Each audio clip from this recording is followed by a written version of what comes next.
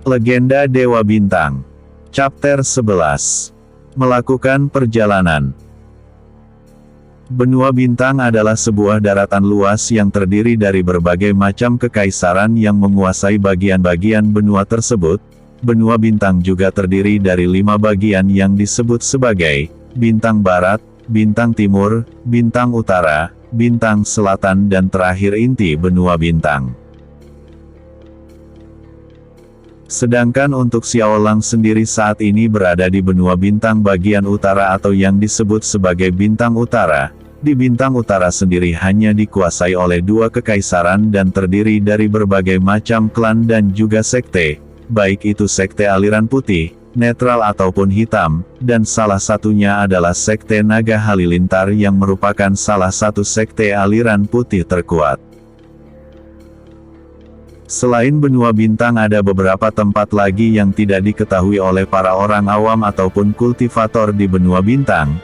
Tempat tersebut adalah benua dewa, disebut sebagai benua dewa karena di daratan tersebut dihuni oleh orang-orang yang sangat kuat bahkan yang terlemah di antara mereka berada di tahap expert. Kembali ke sekte Naga Halilintar.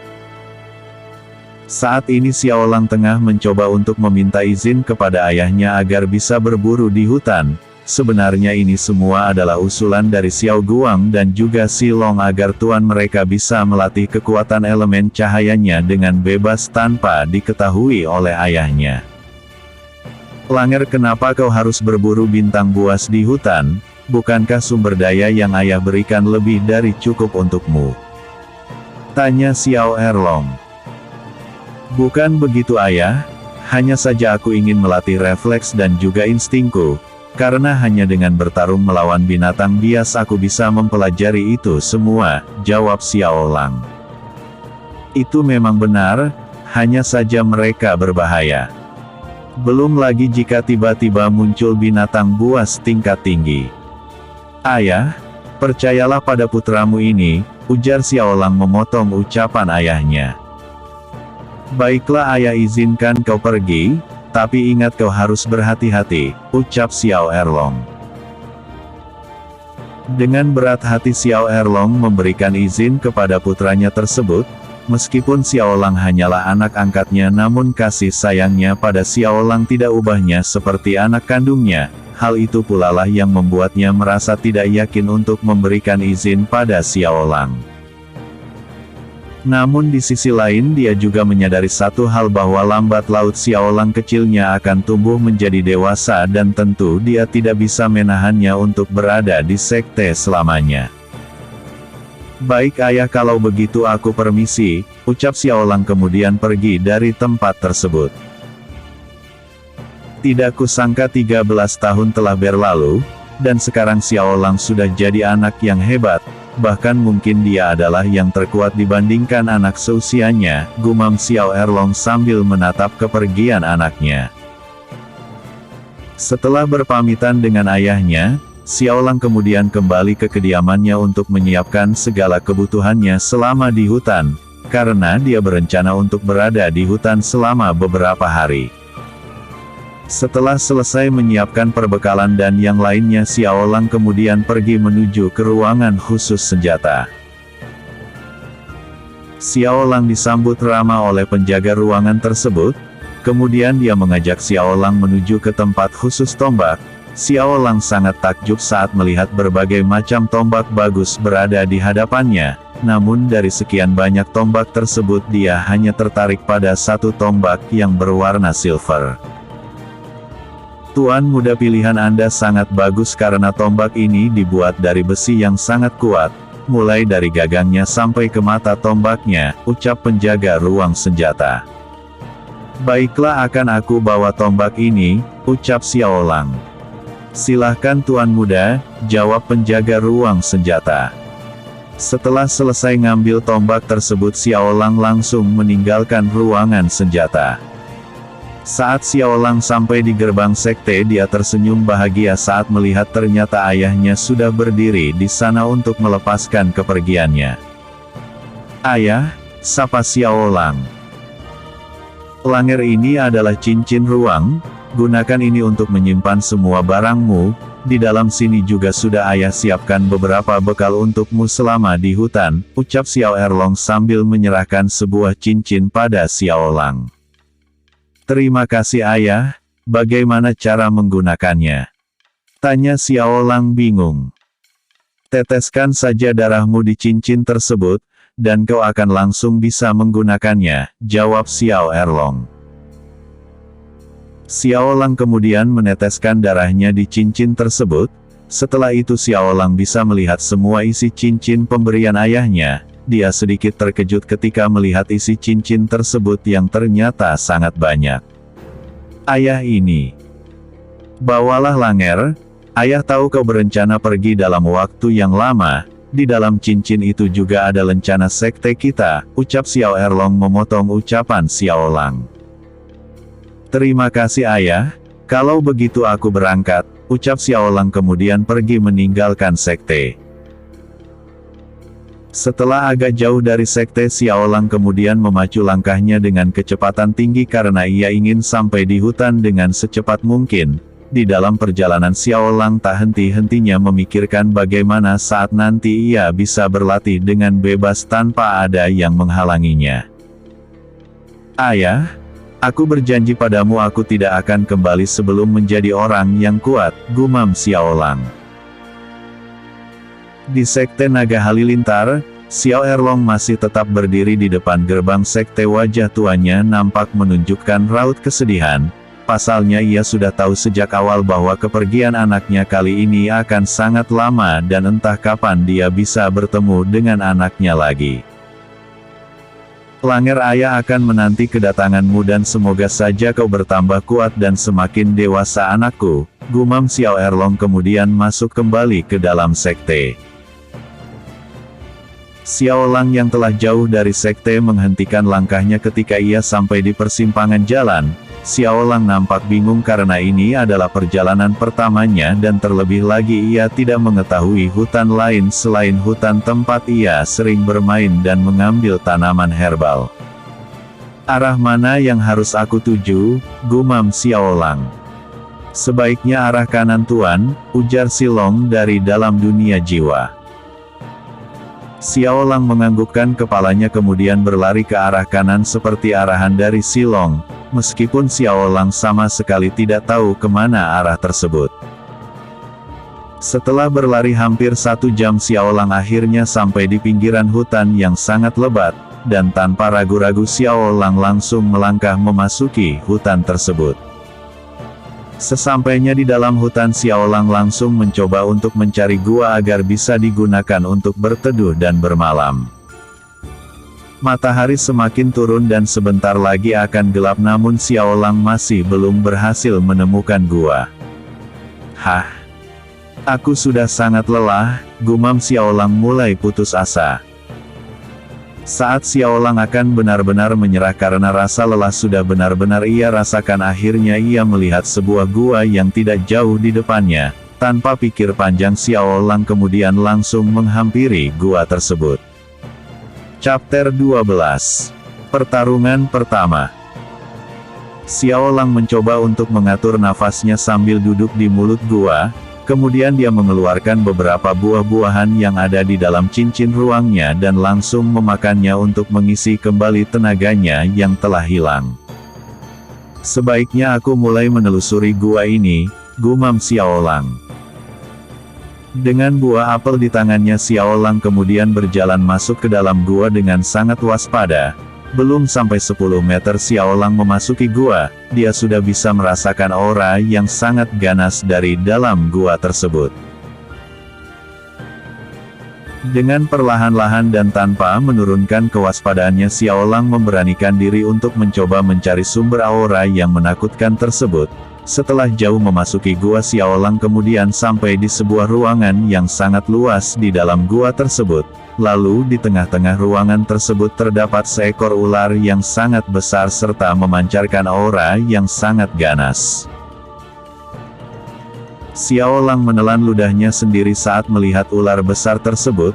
Dia mencoba untuk pergi dari tempat itu secara perlahan-lahan agar tidak mengganggu ular yang sedang tidur itu.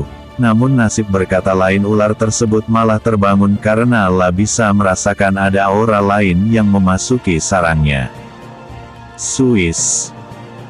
Ular tersebut mendesis, kemudian dari tubuhnya terpancar aura yang sangat gelap. Xiaolang memutar badannya kemudian menghadap ke ular besar tersebut dengan senyum kecut terpampang di wajahnya. "Sial, aku akan mati hari ini," gumam Xiaolang.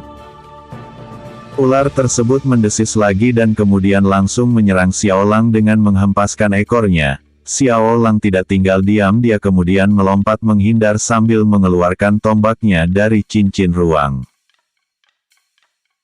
Serangan ekor ular tersebut berhasil dihindari oleh Xiaolang, namun tidak hanya itu saja karena ular tersebut kembali menghempaskan ekornya ke arah Xiaolang. Dengan sangat cekatan Xiaolang kembali menghindari serangan tersebut dan mencoba untuk menyerang balik dengan tombaknya.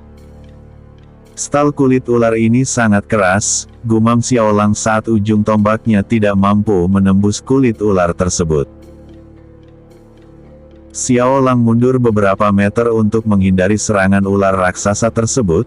Menyadari bahwa Xiaolang mencoba untuk menghindar, ular raksasa tersebut kemudian langsung menyemburkan cairan hijau dari mulutnya. Cairan hijau tersebut tidak lain adalah racun dari ular raksasa itu sendiri. Dengan kecepatan tinggi Xiaolang menghindari serangan racun tersebut ke arah samping. Namun tanpa ia sadari ular raksasa tersebut telah menghempaskan ekornya dengan sangat cepat ke arah Xiaolang. Karena tidak siap, Xiaolang akhirnya mendapatkan pukulan keras dari hempasan ekor ular tersebut hingga membuatnya terpental dan menabrak dinding goa. Ukuk. Xiaolang memuntahkan seteguk darah segar dari mulutnya. Dengan tubuh yang seakan mau remuk, Xiaolang mencoba untuk berdiri lagi. Xiaolang menarik nafas panjang sambil memegang erat tombaknya. Xiaolang kemudian melesat dengan kecepatan tinggi dan langsung menyerang ular raksasa tersebut secara bertubi-tubi. Ular raksasa tersebut nampak kebingungan dan marah karena mendapatkan serangan dari berbagai macam arah. Padahal saat ini dia hanya bertarung dengan satu orang. Itu semua karena Xiaolang menyerang ular tersebut dari berbagai arah. Dengan kekuatan elemen cahaya tentu saja Xiaolang tidak terlalu sulit untuk bergerak ke sana kemari dengan sangat cepat. Silis. Ular tersebut kembali mendesis dan langsung mengibaskan ekornya ke segala arah. Tidak hanya itu, ular tersebut juga mulai menyemburkan racunnya ke sembarang arah.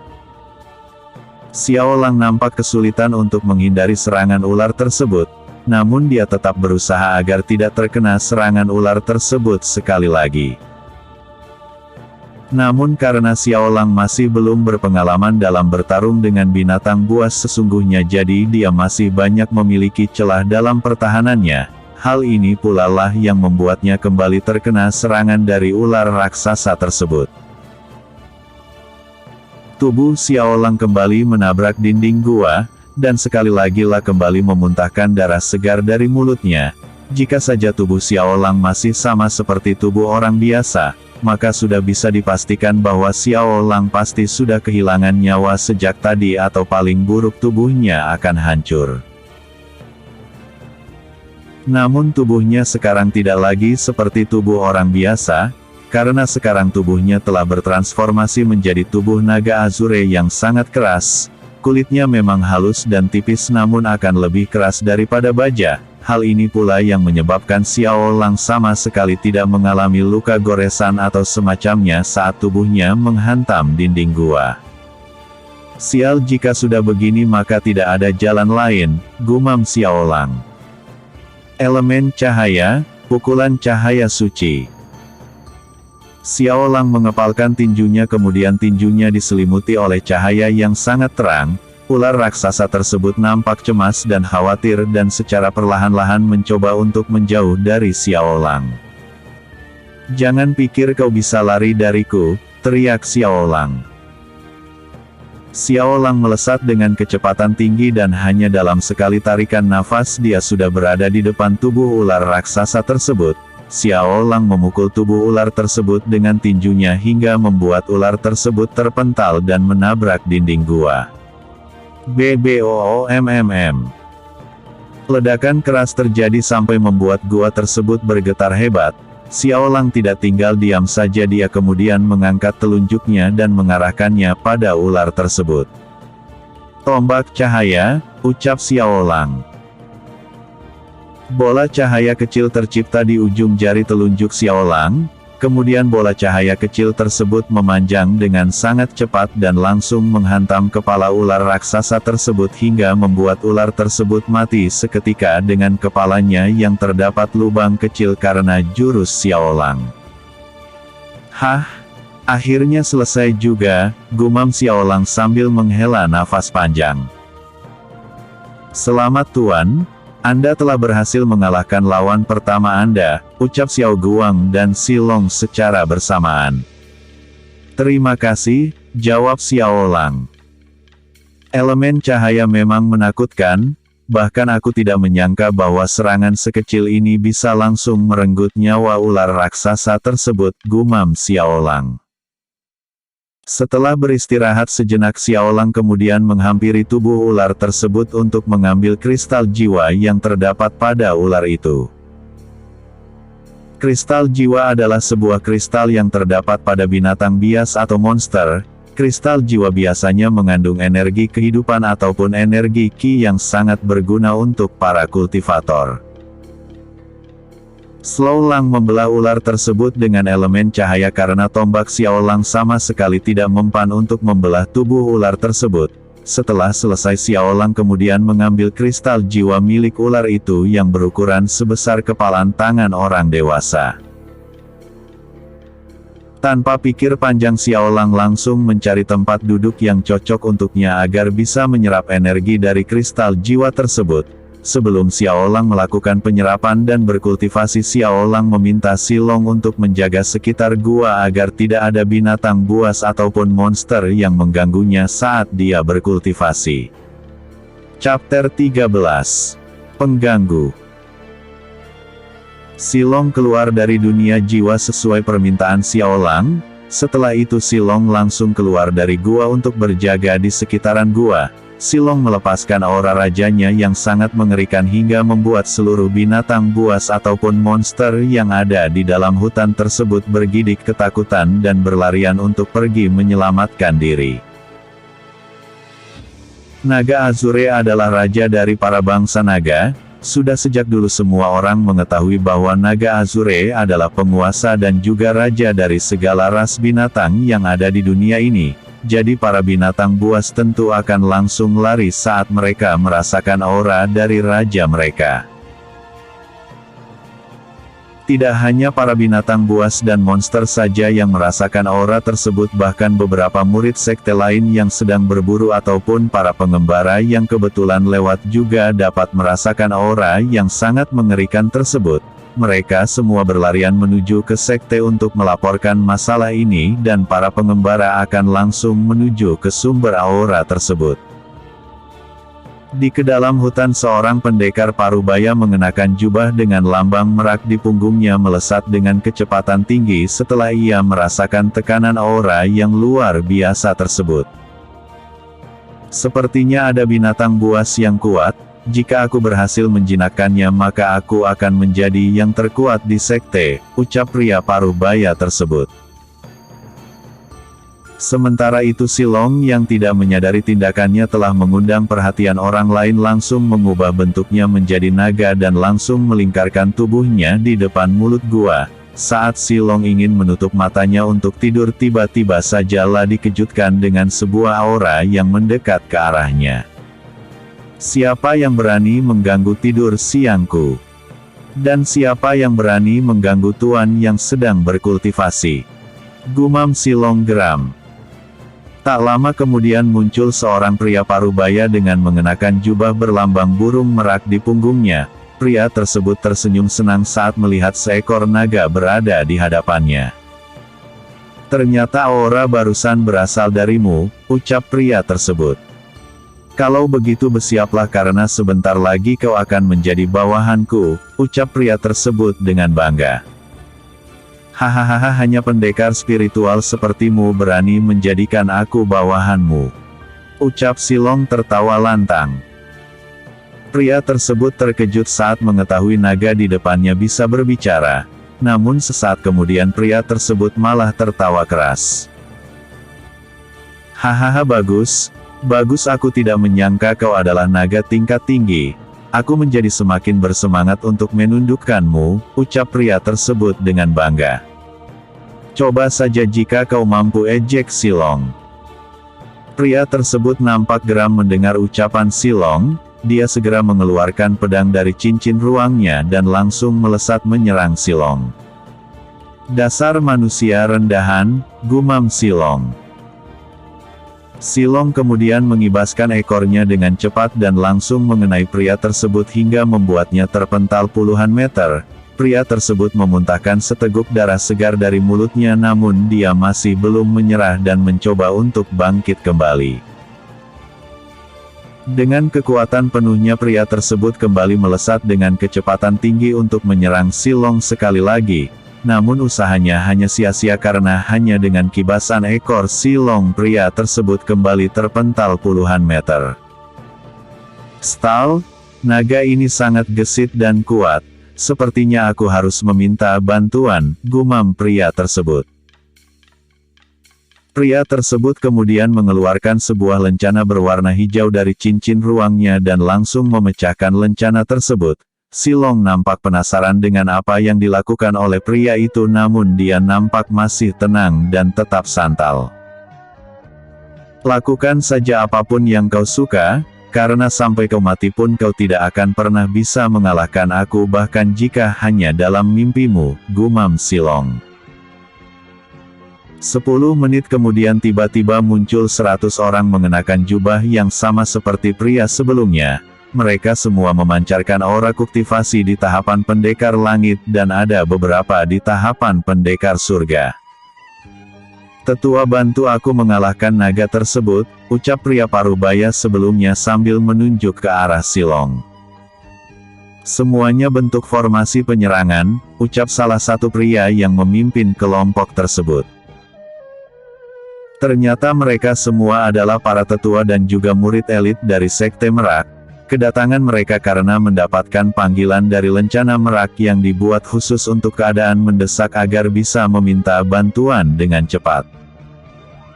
Di dalam gua, Xiao Lang yang merasakan adanya tekanan aura yang besar dari luar gua merasa sangat terganggu. Xiao Lang kemudian mengirimkan pesan jiwa kepada Silong.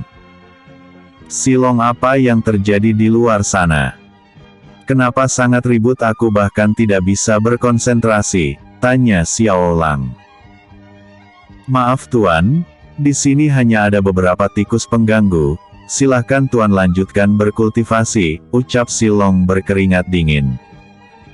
Baiklah, jawab Xiao Lang singkat. Setelah mendapat pesan jiwa dari Xiao Lang, Silong nampak sangat marah dan geram kepada mereka semua karena kehadiran mereka telah mengganggu tuannya dalam berkultivasi. Kalian semua telah mengganggu tuanku, karena kalian juga tuanku telah marah padaku dan aku tidak akan memaafkan kalian semua, ucap Silong marah kemudian langsung melesat terbang ke langit dan kemudian berubah ke wujud manusia. Para murid dan juga tetua dari Sekte Merak sangat terkejut saat mengetahui bahwa naga yang akan mereka hadapi dapat mengubah wujudnya. Dan bukan hanya itu saja, bahkan aura yang terpancar dari pemuda yang sebelumnya adalah naga tersebut sangat kuat dan tidak dapat mereka ukur tingkatannya. Kalian semua benar-benar telah mengganggu tuanku yang sedang berkultivasi, ucap Silong geram. Tuan, maafkan kami, jawab salah satu tetua Sekte Merak. Sudah terlambat. Pertama bawahanmu mendatangiku dengan sikap yang sangat arogan bahkan mencoba untuk menjadikan aku sebagai bawahannya. Lalu kalian datang dan bahkan mengganggu konsentrasi tuanku yang sedang berkultivasi. Jelaskan padaku pengampunan seperti apa yang kalian inginkan, ucap Silong dingin. Tuan, kami akan memotong jari kelingking kami sebagai permintaan maaf pada Tuan, ucap tetua Sekte Merak.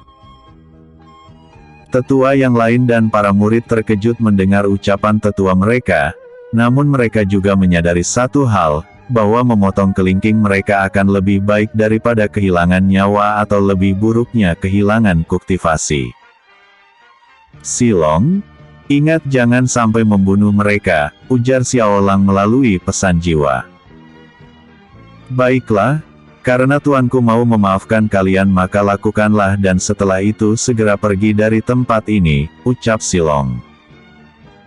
Mereka semua kemudian mengeluarkan pisau dan langsung memotong kelingking mereka. Setelah selesai mereka semua kemudian pergi dari tempat tersebut dan langsung kembali menuju Sekte Merak.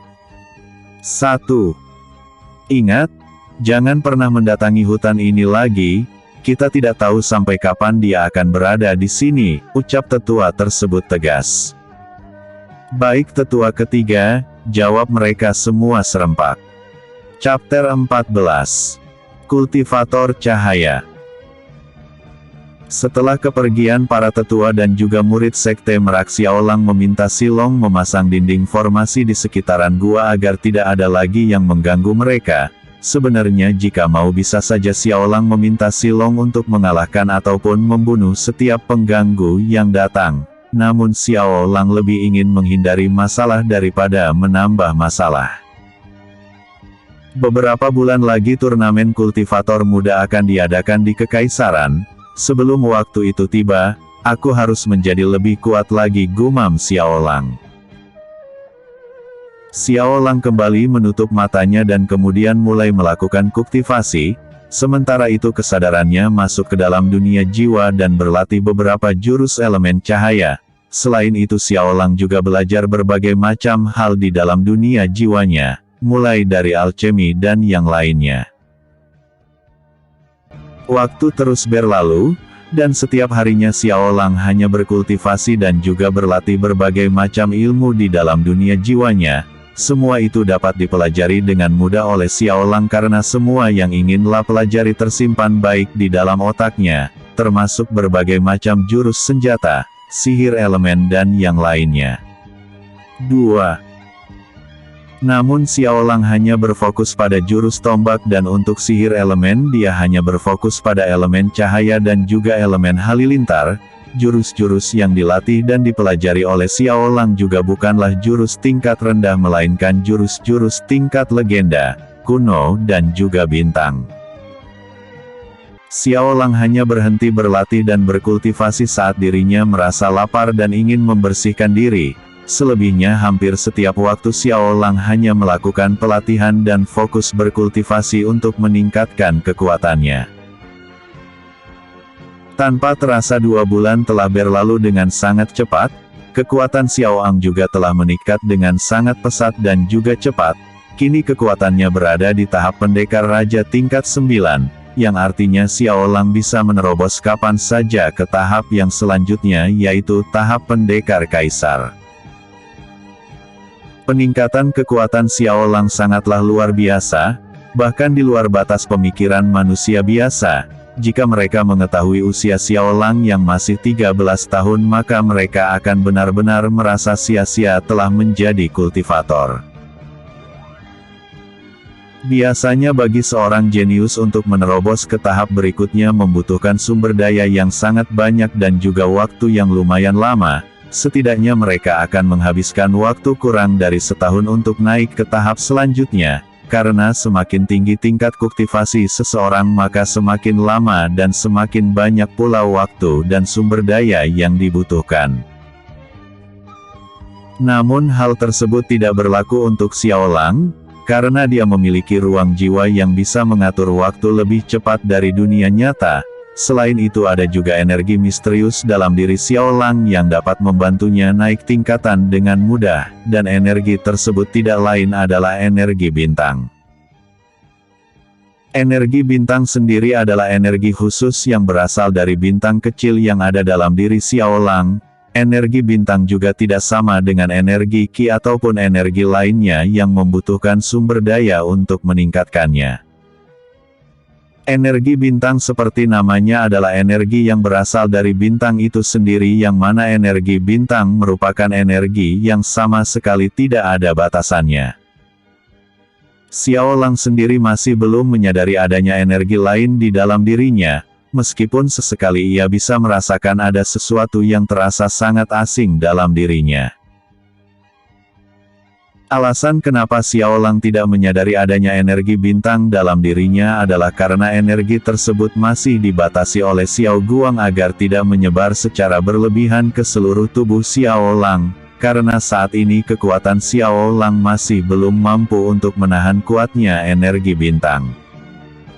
Sekarang sudah waktunya untukku keluar dari tempat ini, gumam Xiaolang. Perubahan Xiaolang tidak hanya dalam segi kekuatannya namun fisiknya juga ikut berubah. Sekarang tubuh Xiaolang nampak sedikit lebih tinggi dan lebih berisi, bahkan rambut hitam keperakannya juga telah menjadi sedikit memanjang. Xiaolang berjalan perlahan keluar dari gua. Xiaolang langsung meregangkan seluruh otot-ototnya karena terasa sedikit kaku, akibat terlalu lama duduk berkultivasi. Xiaolang kemudian menarik nafas panjang untuk menghirup udara segar di hutan tersebut dan dari wajahnya nampak jelas raut wajah kebahagiaan dan juga perasaan senang. Baiklah, saatnya pergi dari sini, ucap Xiaolang kemudian menghilang dari tempat tersebut.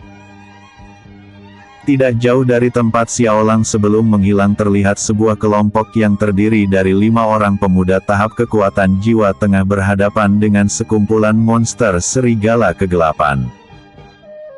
"Selalan, kenapa kita harus bertemu dengan kelompok serigala kegelapan?" ucap salah satu pemuda yang merupakan pemimpin kelompok tersebut. "Saudara yang bagaimana ini?" tanya yang lainnya. "Aku juga tidak tahu. Yang jelas kita harus bisa bertahan sampai bantuan dari sekte tiba," jawab pemuda yang bernama Gao Yang. Mereka berlima mencoba untuk tetap bertahan melawan keganasan serangan serigala kegelapan. Meskipun mereka hanya berada di tahap kekuatan jiwa namun dengan kerjasama yang baik mereka bisa bertahan cukup lama dari serangan serigala kegelapan tersebut. Di atas sebuah pohon besar yang tidak jauh dari pertempuran tersebut terlihat Xiaolang tengah mengamati jalannya pertempuran itu. Sebelumnya saat Xiaolang ingin pergi dia bisa merasakan ada aura jahat berada tidak jauh dari posisinya. Jadi Xiaolang memutuskan untuk mengecek keberadaan aura tersebut sebelum pergi. Namun saat sampai di asal sumber aura yang jahat tersebut Xiaolang sedikit terkejut karena dia menemukan ada sekelompok pemuda yang tengah berhadapan dengan segerombolan serigala kegelapan. Xiaolang sebenarnya ingin segera membantu namun di sisi lain dia tentu tidak ingin identitasnya terbongkar. "Bagaimana caranya agar aku bisa membantu?" gumam Xiaolang. "Tuan bisa menggunakan topeng untuk menutupi identitas Tuan," ujar Xiao Guang. "Aku juga tahu hal itu, masalahnya di mana aku bisa mendapatkan topeng di tengah hutan begini," jawab Xiaolang kesal. Xiao Guang tidak menjawab perkataan Xiaolang.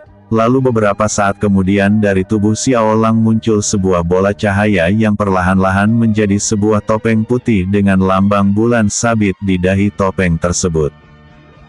"Silahkan Tuan, ini sudah aku siapkan untuk Tuan," ucap Xiao Guang. Tanpa pikir panjang Xiaolang langsung meraih dan mengenakan topeng putih tersebut. Setelah itu Xiaolang menghilang dari tempatnya dan tiba-tiba muncul di hadapan salah satu serigala kegelapan.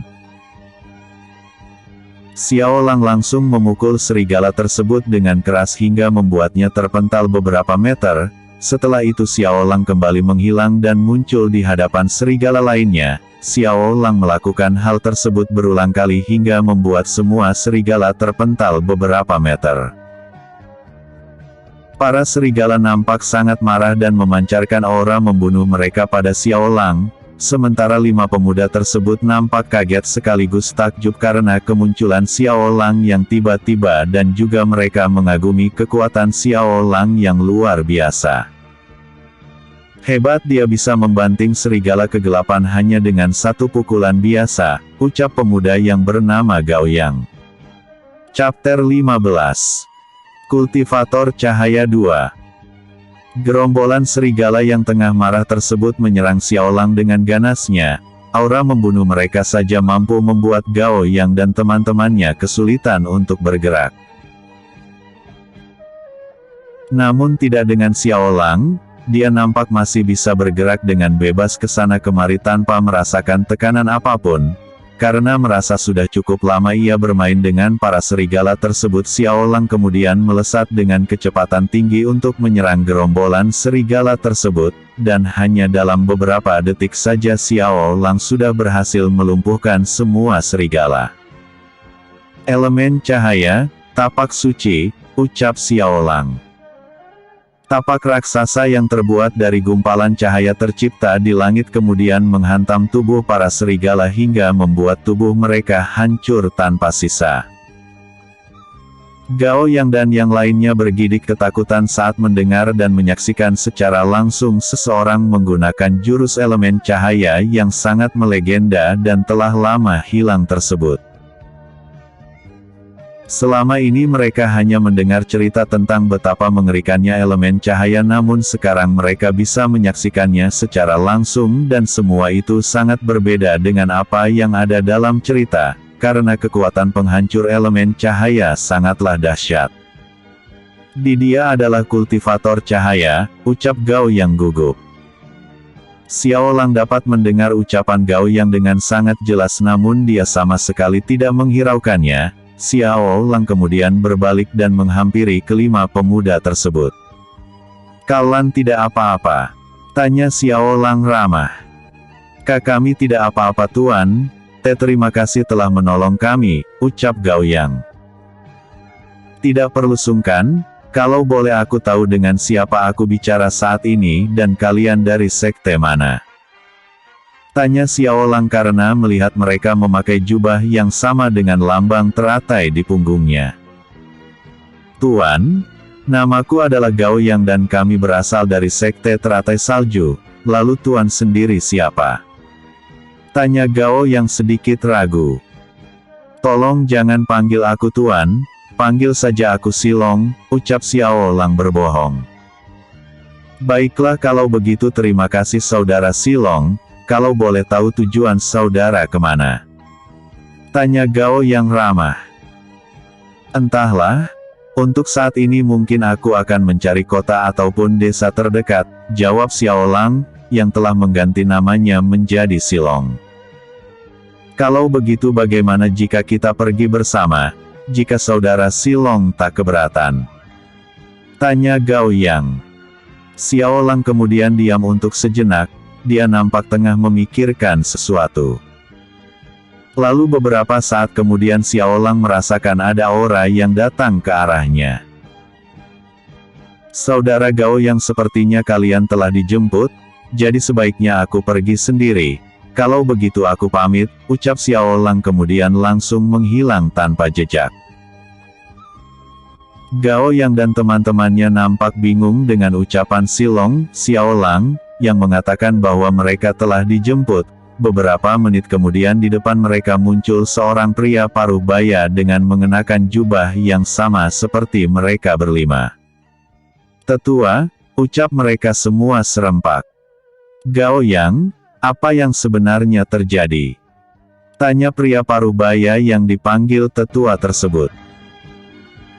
Mereka berlima kemudian menjelaskan kepada tetua sekte bahwa sebelumnya mereka berlima telah diserang oleh segerombolan serigala kegelapan, lalu mereka juga menceritakan bahwa mereka telah dibantu oleh seorang kultivator kuat yang menguasai elemen cahaya. "Apa? Kalian telah bertemu dengan kultivator cahaya? Apa kalian tidak berbohong?" ucap tetua sekte tak percaya. "Benar tetua. Kami benar-benar bertemu dan bahkan kami diselamatkan oleh seorang kultivator cahaya.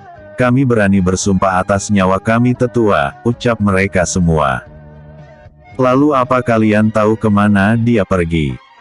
tanya tetua tersebut. "Maaf tetua, kami sama sekali tidak tahu arahnya karena dia langsung menghilang dalam sekejap, namun dia sempat memperkenalkan dirinya," jawab Gao Yang. "Benarkah? Lalu siapa namanya?" tanya tetua sekte. "Namanya adalah Silong tetua," dan dia adalah seorang pengembara, jawab Gao Yang. Baiklah, yang terpenting kalian semua selamat. Kalau begitu mari kita kembali ke sekte, ajak tetua sekte. Kemudian mereka semua melanjutkan perjalanan untuk kembali ke sekte teratai salju. Xiao Lang yang muncul kembali di luar hutan setelah ia meninggalkan kelima murid sekte teratai salju. Setelah itu Xiao Lang melanjutkan perjalanannya untuk mencari kota terdekat. Dia tidak berniat untuk pulang melainkan langsung menuju ke Kekaisaran untuk mengikuti turnamen kultivator di sana, karena memang turnamen kultivator hanya tinggal 1 bulan lagi. Setelah berjam-jam melakukan perjalanan dengan berjalan bahkan sekali-kali Xiao Lang juga terbang. Akhirnya Xiao Lang sampai di pinggiran sebuah kota yang lumayan besar. Kota tersebut bernama Kota Lampion. Xiao Lang cukup terkejut saat melihat antrian yang sangat panjang untuk memasuki kota tersebut. Karena penasaran, Xiao Lang akhirnya bertanya pada salah satu pengunjung yang ikut mengantri. "Permisi Tuan, kenapa banyak sekali yang mengantri untuk masuk ke kota ini?" tanya Xiao Lang pada salah satu pengunjung. "Sepertinya Tuan orang baru ya? Jadi begini Tuan, sebenarnya ada alasan kenapa kota ini dinamakan Kota Lampion. Sebab setiap tahunnya para penduduk kota akan menerbangkan lampion untuk memperingati hari ulang tahun putri penguasa kota," jawab pengunjung tersebut. "Terima kasih atas informasinya Tuan," ucap Xiao Lang. Setelah menunggu sangat lama, akhirnya tiba giliran Xiao Lang untuk diperiksa dan dimintai tanda pengenal ataupun identitasnya. Xiao Lang kemudian menunjukkan lencana Sekte Naga Halilintar pada para penjaga tersebut, dan dengan sangat hormat para penjaga mempersilahkan Xiao Lang untuk memasuki kota. Xiao Lang nampak sedikit kaget dengan sikap hormat para penjaga gerbang saat melihat lambang Sekte Naga Halilintar, namun dia tidak terlalu memikirkan hal tersebut dan langsung berjalan menelusuri kota untuk mencari penginapan.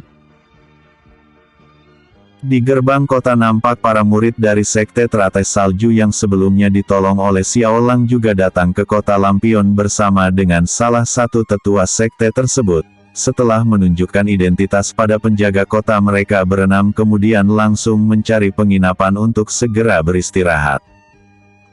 "Semoga saja saudara Silong juga ada di kota ini," ucap Gao yang pelan.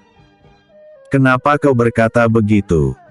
tanya tetua tersebut yang kebetulan mendengar ucapan Gao Yang. "Sebenarnya sebelum tetua datang kami berlima sempat ingin melanjutkan perjalanan bersama saudara Long, karena dia ingin menuju ke kota terdekat, dan aku berpikir mungkin dia ada di kota ini karena hanya kota ini yang terdekat dari hutan tersebut," jawab Gao Yang. "Semoga saja begitu, karena aku ingin bertemu dengannya," ucap tetua sekte. "Haku, siapa yang membicarakan aku?" gumam Xiao Lang. Setelah berjalan agak lama, Xiao Lang kemudian menemukan sebuah penginapan yang bernama Penginapan Bulan Perak. Xiao Lang kemudian masuk ke dalam penginapan yang tidak terlalu mewah tersebut. "Selamat datang di Penginapan Bulan Perak Tuan, ada yang bisa saya bantu?" tanya pelayan penginapan dengan ramah. "Aku ingin memesan kamar untuk 2 hari, lalu aku juga ingin memesan beberapa makanan," ucap Xiao Lang. "Baiklah Tuan, biayanya 200 kristal roh," ucap pelayan tersebut. Xiao Lang kemudian mengeluarkan 200 kristal roh yang ada di dalam cincin ruangnya kemudian menyerahkannya kepada pelayan tersebut. Setelah itu Xiao Lang langsung menuju ke salah satu meja yang kosong, karena di lantai dasar penginapan tersebut merupakan sebuah kedai makan. Note: di novel autor ini orang-orang biasa menggunakan kristal roh sebagai uang. Adapun untuk jenis kristal sendiri ada beberapa macam, yaitu 1.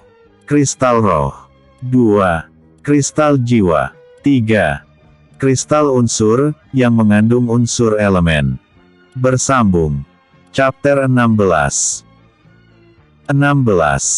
Kelompok misterius.